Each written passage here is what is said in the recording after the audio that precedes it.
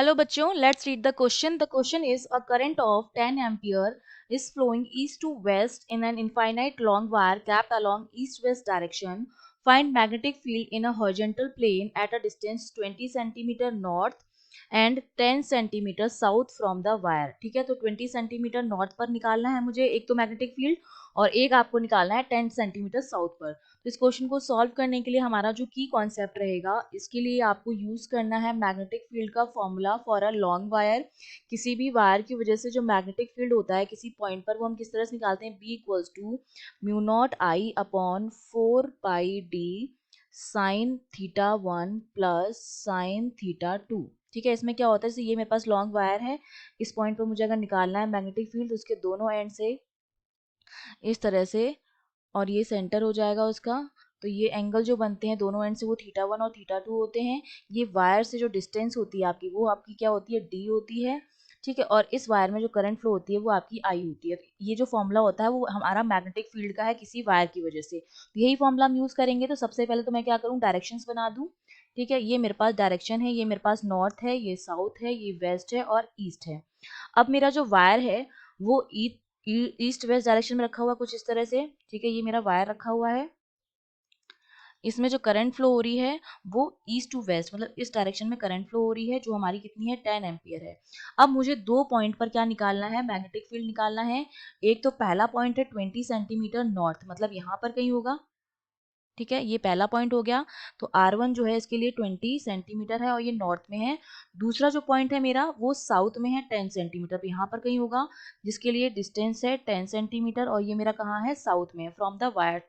ठीक है, तो अब सबसे पहले मैं निकालूंगी मैग्नेटिक फील्ड R1 के लिए, तो उसके लिए मैं B1 लिख देती हूँ। तो यहाँ पर देखिए जो एंगल हो जाएंगे थीटा 1 और थीटा 2, वो तो हमारे 90 डिग्री हो जाएंगे। तो ये 1 बन जाएगा मेरा, और ये भी 1 हो जाएगा, 1 + 1 2 हो जाएगा, और 2 से ये 2 कैंसिल हो जाएगा।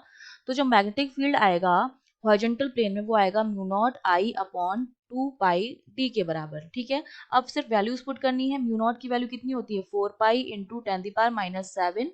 करंट फ्लो हो रही है 10 एम्पियर अपॉन 2π इंटू डिस्टेंस कितनी अपनी 20 सेंटीमीटर है, इसको मीटर में कन्वर्ट कर देंगे।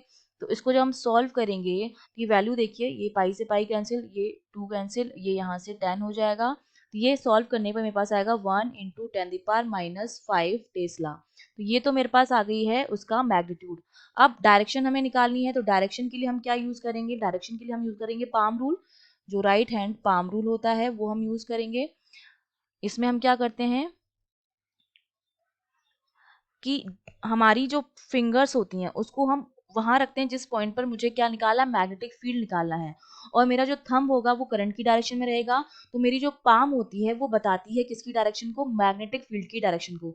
तो देखिए जब हम अपनी फिंगर्स को ऊपर नॉर्थ की तरफ रखेंगे और अपने थंब को रखेंगे करंट की डायरेक्शन में, तो हमारी पाम नीचे की तरफ है।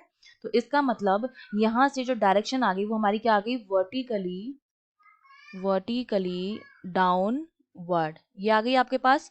अब सेकंड में आपको मैग्नेटिक फील्ड निकालना है साउथ में किसी डिस्टेंस R2 पर। तो सेम फॉर्मूला हम लगाएंगे, तो मेरे पास जो B2 की वैल्यू आ जाएगी, यहाँ से अगर मैं कैलकुलेट करूंगी अपना B2, that will be mu naught की वैल्यू 4π इंटू 10⁻⁻7 इंटू करंट आपकी 10 एम्पियर फ्लो हो रही है, 2π इंटू डिस्टेंस आपके 10 सेंटीमीटर, तो 10 इंटू 10⁻⁻2। इसको जब आप सॉल्व करेंगे, पाई से पाई गया, 2 से 2 गया, तो ये हो जाएगा 2 इंटू 10⁻⁻5 टेस्ला।